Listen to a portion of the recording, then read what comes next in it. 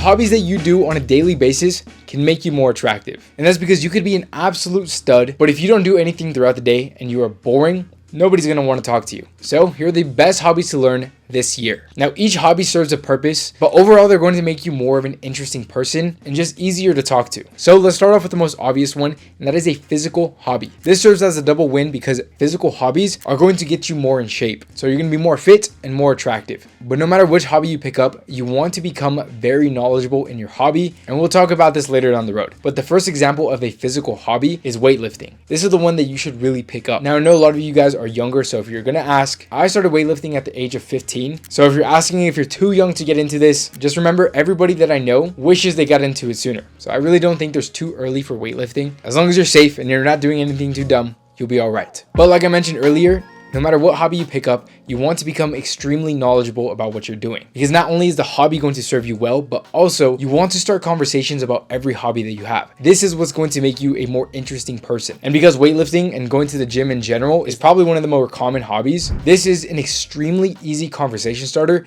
that you need to start using. And so whether somebody who's never stepped foot in the gym asks you for advice, or somebody with more experience than you strikes up a conversation about lifting, you could share your tips and tricks. That's going to help you hold your conversations better. And of course, the most obvious benefit is that you are going to build muscle, you're going to fill out your clothes better, and therefore you are just going to become more attractive. The next hobby is anything revolving with cardio. And the first thing that should pop into your head are sports, but we'll talk about that in a little bit. More specifically, let's talk about hobbies that you could pick up by yourself. You don't need anybody, and it's going to improve your cardiovascular health. Look, there are so many guys that I know out there who are extremely fit. Don't get me wrong, they have six-pack abs, but they would easily collapse if they had to run anything over a mile. So being fit and cardiovascularly healthy are not the same thing. And therefore, you need to prioritize being cardiovascularly healthy. So Stairmasters and treadmills, although that's not technically a hobby because that's inside the gym, so that kind of ties into one, that's something that you should already be doing. But right now it seems like everybody's getting into the hobby of running. And truth be told, I recently just picked it up as well. So I guess you can call me a trend follower, but nonetheless, I've been running lately. I actually ran my first half marathon back in May, and I absolutely killed it. So pick up the hobby of running or anything that's going to help you cardiovascularly. And again, sports are going to do that as well. So whether you're in school and you play for your school sports team,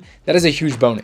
And it doesn't matter what sport it is. It could be basketball, could be soccer, or one hobby that I personally need to start getting into are combat sports. I was getting into boxing for a little bit, but I really want to get back into this because not only does it just make you look more tough, way more intimidating, and it gives you confidence because you can hold your ground, but combat sports are easily some of the best cardio, as well as just one of the more aesthetically pleasing hobbies. So again, there's boxing or there's martial arts. You could do Muay Thai, Jiu-Jitsu, whatever you want to do. I've always liked the way boxing looks, so I'm going to try that. Maybe later down the road, I'll get into jiu-jitsu, whatever you choose. Of course, as long as you enjoy it, but at minimum, give yourself at least 6 months to a year to get the basics down. That was my problem when I started getting into boxing. I got whooped and I did not want to get back into it. I thought it was embarrassing. My ego was shattered, and this is completely normal. Everybody swears they could fight until it actually comes down to it. So next time when I'm getting into boxing, I'm going to step into that gym knowing that I'm going to get beat up. And that's totally fine because that's where everybody starts. Now, if we're talking about attractiveness just in the form of aesthetics, I really think some of the more aesthetic physical hobbies are things like tennis and golf. But granted, that is tied to the old money aesthetic, which I'm a really big fan of. Or you could do something like the skateboard aesthetic. It really doesn't matter. The next kind of hobby that you need to learn is something to expand your mind and knowledge. Some people like to call this cerebral hobbies. That is a really tough word to pronounce, so I'm just sticking with it in layman's terms, which is hobbies that are going to make you smarter. And of course, the most obvious thing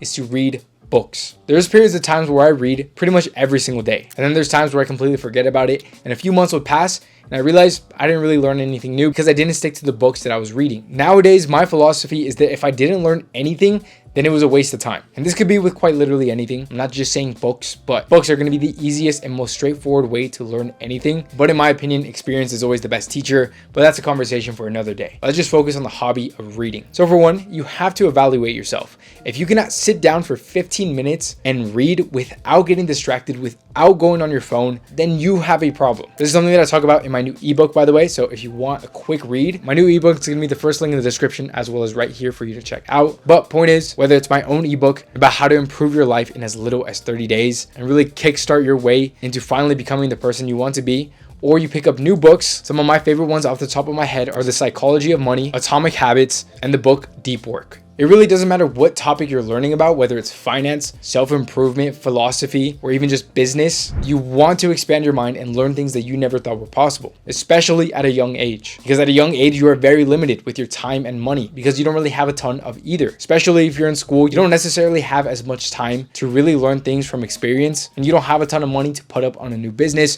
or whatever you want to do. And therefore, the main thing that you could do at a young age is learn. So again, books, but also think about articles and newsletters. One newsletter that I have been loving recently is called Start a Story. They send out an email about somebody who has an amazing story, usually from $0 all the way to multi-millionaire. And it really just explains the story of how they did it, what their business model was, and usually the entrepreneur gives some advice. They also have their YouTube channel, probably one of my favorite YouTube channels right now. And the video that I first watched from them is called How I Started a $1 Million Business from Starbucks, something along those lines. And it really talks about the book Deep Work. That's how I learned about it. Point is, if I didn't indulge myself in this kind of content, which is newsletters, then a YouTube video, and then a book, it just kind of goes to show that one thing can lead to the other, to another. Next thing you know, you've learned a ton. And as long as you're applying what you've learned into your own life, that is when you start to get miles ahead of everybody else your age. So the best advice I can give anybody, learn as much as possible, make reading a hobby. And once you start getting down into it, find out which topics are going to help you the most. For me personally, personal finance, productivity, and philosophy. Again, I'm going to leave some links to some audiobooks that I really like down in the description for you to check out. The next kind of hobby you want to learn is something to expand your mind in a more artsy kind of way. So think of a creative hobby. Let's just start for an example, photography. Photography can be a very lucrative hobby, especially at a young age. Not only is it going to expand your mind, but this is something that could genuinely kickstart a career. At a young age, if you get down the whole photography game, you can start going up to people and offering service. Photography for birthday parties, weddings, but I heard that it's extremely stressful, real estate, or you know somebody who's just head over heels their car, offer them a photo shoot with their car. Chances are if somebody loves something, especially something that's easy to photograph, like materialistic objects, they are more than likely to pay for services that's going to help them love their stuff even more. A good friend of mine used to do this all the time. He would go out to local businesses, mostly mom and pop restaurants or food trucks, and offer them to take photos and videos so they could use for their own platforms. And I guarantee you it's simple money. So photography and videography is a great hobby to learn, especially at a young age. Especially being the dude with the camera can get you a lot of attention in a very positive way, especially if it's something like a film camera. I used to always get questions and compliments about this. And so film photography is one of my favorite hobbies that I do as a personal project. I don't do it in a ways to make money. Even being said, that's still an incredible hobby that I hold dear in my heart because I absolutely love it. I love the way it comes out, and therefore it's just one of the better hobbies to learn. Arts and music is also a great option, even though I personally suck at it. With that being said, if you have a genuine interest in something, you could start off completely being trash at anything, and you could learn how to get significantly better. So whatever interests you most, whatever you feel like you have a natural knack for, or if you really want to put in the time and effort and get genuinely good at one of these hobbies,